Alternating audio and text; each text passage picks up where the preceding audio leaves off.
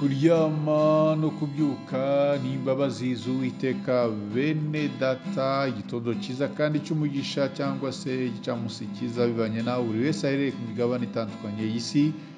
Mwese mwemeye kwifatanya natwe gusangira ifunguro ry'umunsi kandi ya buri gitondo. Insanganyamatsiko ya none wa 24 Nyakanga mwaka wa 2025 kuwa kane iragira iti ubutunzi ntibukagutere ubwibone. Ubutunzi ntibukagutere ubwibone. Mbere ko dusoma ijambo ry'Imana, reka tubanze turimbane indirimbo y'145 mu ndirimbo zo gushimisha Imana igira iti kugukorera ni byiza. Turangiza dusome ijambo ry'Imana.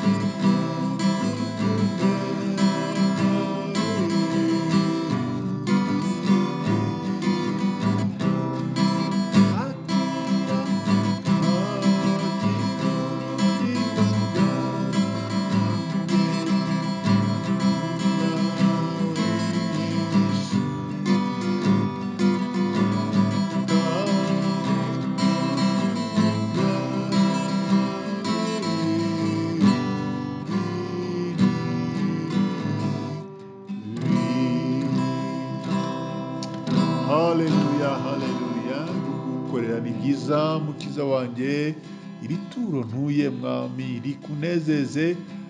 Tuzavuga ngo twese tujye imbere hamwe mu by'inzira ye, turirimbane indirimbo tunesha iteka. Ngo akira ubugingo bwanjye n'ubwawe Yesu, kandi kubw'ubuntu bwawe undinde ibibi.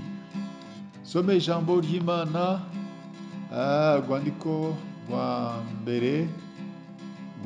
mbere Pawulo yandikiye Timoteyo, ibice ni 6, dore ku murongo wa 17 kuri 20, haravuga ngo 12 kuri 20, haravuga ngo wihanangirize abatunzi mu by'iki gihe, kugira ngo be kwibona cyangwa kwiringira ubutunzi butari ubwo kwizigirwa, ahubwo biringire Imana iduha byose itimana, ngo tubinezererwe kandi bakore ibyiza, babe abatunzi ku mirimo myiza, babe abanyabuntu bakunda gutanga, bibikire ubutunzi buzaba urufatiro rwiza mu kizaza, kugira ngo babone uko basingira ubugingo nyakuri. 20 Timoteyo we ujye urinda icyo wagabiwe, uzibukira amagambo adakwiriye kandi atagira umumaro, n'ingirwabwenge zirwanya iby'Imana. Hariho abantu bivuga ko babufite, bikaba byarabateye kuyoba, bakava mu byo kwizerwa. Ubuntu bubane namwe. Mwakire neza ijambo ry'Imana. Bene data, ubutunzi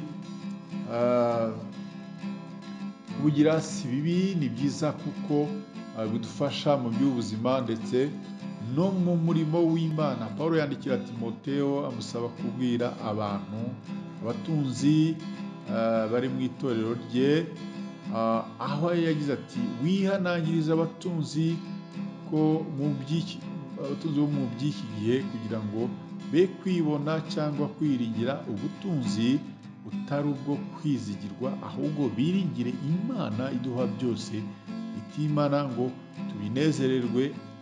Ati kandi bakore ibyiza, babe abatunzi ku mirimo myiza, babe abanyabuntu bakunda gutanga, bibikire ubutunzi buzaba urufatiro rwiza mu gihe kizaza, kugira ngo babone uko basingira ubugingo nyakuri. Ubutunzi bwinshi si cyo kibazo, sibwo buvamo ubugingo nyakuri, sibwo buvamo ubugingo bw'umuntu. Kuba Imana yaraguhaye umugisha ugatunganirwa, wagombye kumenya ko ibyo ari umugisha wihariye Imana yaguhaye, bityo nawe ukamenya uko ubyitwaramo, ugatunganirwa n'ibindi byose biguhesha imigisha, ahubwo ukamenya ko muri ubwo butunzi ukwiye kutishyira hejuru ngo wibone, kuko Imana aba ariyo iba yaraguhaye, kandi iyo yaguhaye burya ni nayo ishobora kuba yanakunyaga cyangwa se ikakwambura. Ijambo ry'Imana riragira riti, mbese wahanga amaso ku bitariho, kuko ubutunzi butabura kwitera amababa ukaguruka nk'uko igisiga kirenga mu bishwi. Mu gitabo cy'Imigani 23:5 niko havuga.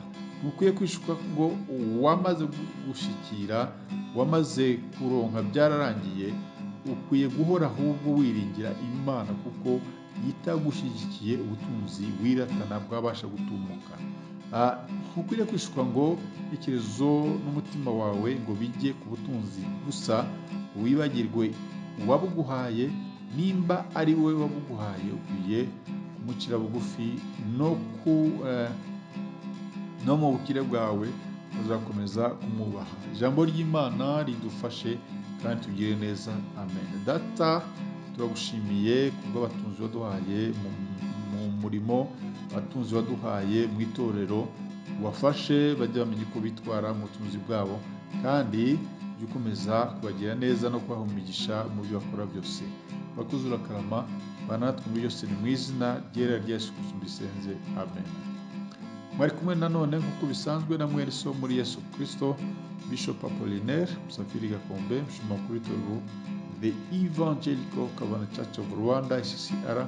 Imana yamare komeze kubana namwe mwese bene data, ifuje kugira umunsi mwiza n'akazi keza. Shalom shalom, ndabakunda.